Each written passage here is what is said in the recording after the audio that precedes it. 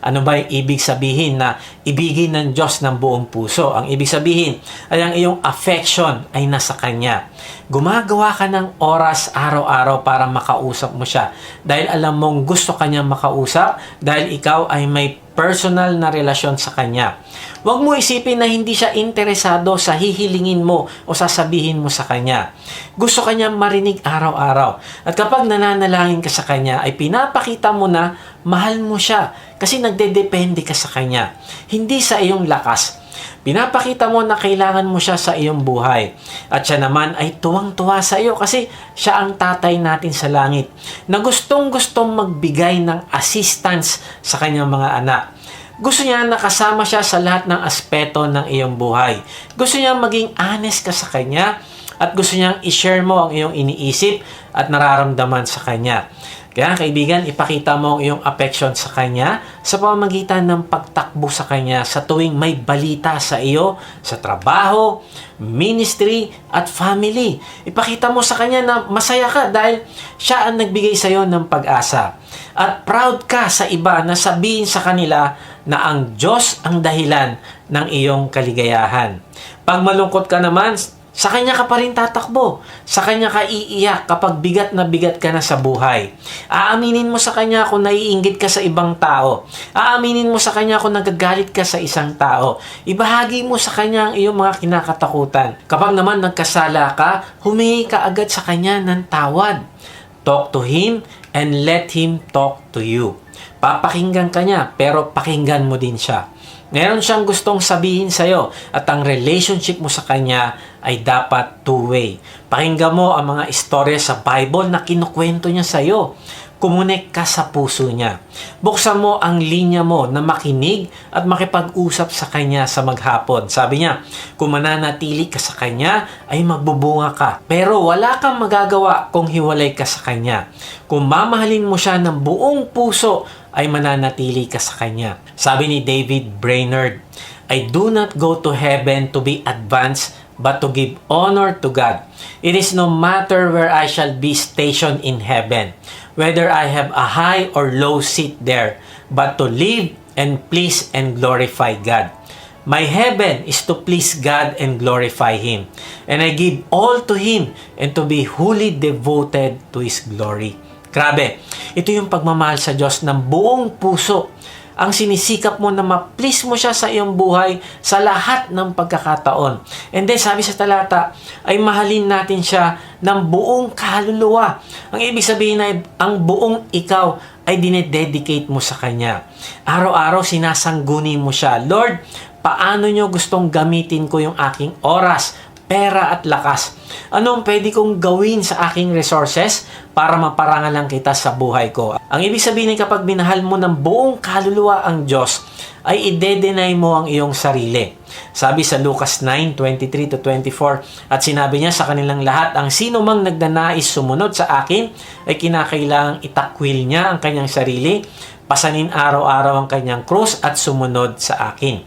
Ang naghahangad na magligtas ng kanyang buhay ay mawawalan nito. Ngunit ang mawalan ng kanyang buhay alang-alang sa akin ay magkakamit nito.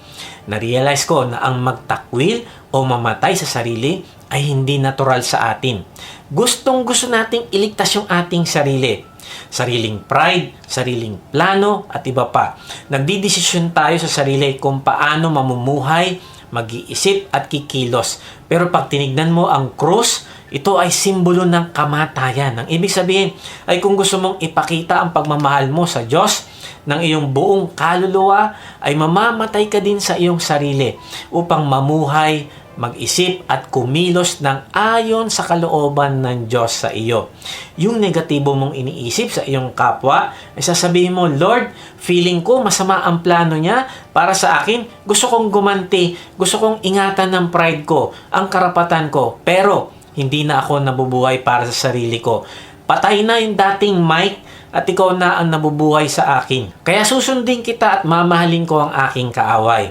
Ang Panginoong Hesus din, bago siya ipako sa krus, ay nanalangin sa kanyang ama at sinabi na ang kalooban mo ang masunod at hindi ako. Ang ibig sabihin ay patay na sa sarili ang Panginoong Hesus bago pa siya ipako sa krus. Ang nabubuhay na sa kanya ay ang kalooban ng ama. Kaibigan, tanong mo ito sa sarili. Sino nabubuhay sa iyong sarili? Kung nakatanggap ka ng pagmamahal ng Diyos, ay ipakita mo din sa Kanya ang iyong pagmamahal sa pamamagitan ng pagsuko ng lahat-lahat ng iyong buhay sa Kanya. Tandaan mo ito, sa tuwing tinatakwil mo ang iyong sarili upang masunod ang Diyos, ay sinasabi mo sa Kanyang, mahal na mahal kita, Lord. Mas mahal kita kaysa sa aking sarili. Sabi ni John Wesley, we should be continually laboring to cut off all the useless things that surround us. And God usually retrenches the superfluities of our souls in the same proportion as we do those of our bodies. Then, sabi din sa talata, ay mahalin mo ang Diyos ng buong isip. Narealize ko, hindi mo mamahalin ang Diyos kung hindi mo siya kilala. At para makilala mo siya, ay kailangan mo ang kanyang salita. Kaya kung gusto mo siyang mahalin, ay kilalanin mo siya mabuti. Hindi ka titigil sa pagbabasa at pag-aaral ng kanyang salita. Kapag sinabi mo na mahal mo siya, ay marapat lang na ito ay sinusuportahan ng knowledge. Pinupuno mo ang iyong isip ng kaalaman patungkol sa Kanya. Natututo kang magtanong sa mga bagay na hindi mo naiintindihan. Kinikilala mo kung ano ang mga bagay na gusto ng Diyos at mga bagay na ayaw niya. Bakit? Kasi ayaw mong magkamali. Pinapakita mo sa Kanya na ayaw mong gawin ng isang bagay na hindi naman niya kalooban. Ang pagmamahal sa Diyos ng buong isip ay paglalagay ng mga bagay na pinahahalagahan ng Diyos. Sabi sa mga taga Filipos 4:8, bilang pagtatapos mga kapatid, dapat maging laman ng inyong isip ang mga bagay na karapat-dapat at kapuri-puri. Mga bagay na totoo, marangal, matuwid, malinis, kaibig-ibig, at kagalang-galang. Ang ibig sabihin ay hindi mo i-entertain yung mga vain imagination.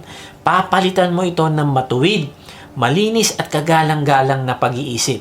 Then, sabi pa sa talata, na ibigin mo ang Diyos ng buong lakas. Ibig sabihin, yung pagmamahal sa Diyos ay hindi lang feeling o basta sinasabi kung hindi kinikilos, sinasabuhay o ginagawa mo. Ang ibig sabihin ng buong lakas ay sa tulong ng Diyos ay hindi ka magpapatinag sa mga nangyayaring hindi maganda sa iyong sitwasyon. Sisikapin mo na ibibigay mo ang best mo para mapalago mo ang iyong relasyon sa Diyos araw-araw. Ang ibig sabihin ay willing kang magbago para sa ikaluluwalhati ng Diyos sa iyong buhay. Willing kang magsakripisyo para lang makilala mo siya at matupad ang purpose niya sa iyong buhay. Minsan, kailangan mong gawin ang isang bagay kahit nga sa marami ay katawa-tawa ito. Kaibigan, anong bagay ang pinapagawa sa'yo ng Diyos pero parang ayaw mong gawin dahil hindi ito popular? Hindi normal sa mga hindi mananampalataya. At dahil dito, nakikiayon ka na lang sa mundo. Halimbawa, maaaring pagtawanan ka sa pagtanggi mo sa isang business o career opportunity na hindi naman naayon sa kalooban ng Diyos. Halimbawa, sa trabaho na ito, kailangan mo magsinungaling, manloko o mag-promote ng produkto na makakasama sa ibang tao. At kahit malaki ang kikitain mo, ay mas pipiliin mo na lang na hindi gawin. Dahil para sa iyo, ay mas importante ang relationship mo sa Diyos. Narealize ko na ang pagpili mo sa Diyos sa mga ganitong sitwasyon ay pagpapakita sa Kanya ng pagmamahal ng buong lakas. Noong 1924 sa Olympic Game ay si Eric Liddell na isa sa pinakamabilis na tumakbo sa buong mundo ay tumangging tumakbo sa 100 meters dahil ito ay gaganapin sa araw ng linggo. Maraming tao nagkumbinsi sa kanya ng tumakbo dahil dito siya sa kategory na ito nag-training. Kaya lang ay pinanindigan niya ang kanyang desisyon dahil ayaw niyang hindi siya makakapag-worship pag Sunday. Kahit pa nga marami ang nakikriticize sa kanya, ay hindi siya natinag at sa halip ay sumali siya sa 400 meters na ginaganap pag weekdays. Bagamat hindi siya nakapagsanay sa 400 meters, ay nanalo si Eric ng gold medal. At na-break niya pa yung record ng pinakamabilis dito. Grabe, para kay Eric ay ang relasyon niya sa Diyos ang pinaka-importante. Willing siyang sumalungat sa gawin ng mundo para lang palaguin ang relasyon niya sa Diyos. Alam mo kaibigan, si Eric Liddell ay naging missionary sa China at namatay siya sa paglilingkod niya sa Diyos.